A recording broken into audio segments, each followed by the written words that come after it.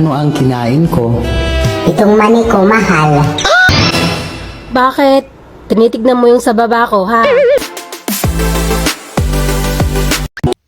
Sabi nila puro hugot daw ako. Wala nga bumabaon. Paano ko hugutin? Ganun ba? Gusto mo?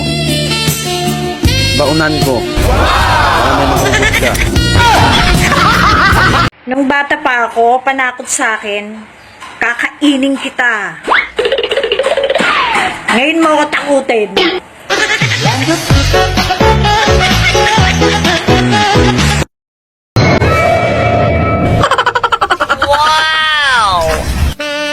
Lasing na yata ako kagabi ah. Mahal, Bakit mahal?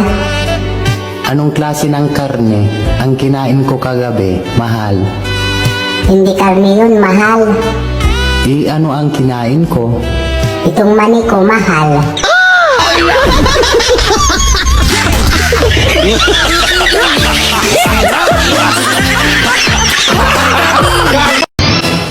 Bakit?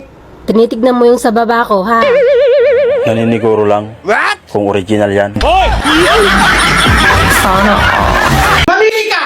Ako o yung babae mo? Eh bakit kita pipiliin? Babae ka ba? Hindi lahat ng mag-asawa masaya. Yung iba, nagtitiis na lang. Anong sabi mo? Anong sabi mo ha? Yung iba. Yung iba yun. Ang saya-saya natin, di ba? Nice. Sobrang saya natin eh. Isang lalaki binenta ang kanyang cellphone upang makabili ng charger. Kaso ng isang pilay, nilakad. Labandera nagkamali, sinabon. Barko lumubog, hindi nakatiis, lumutang.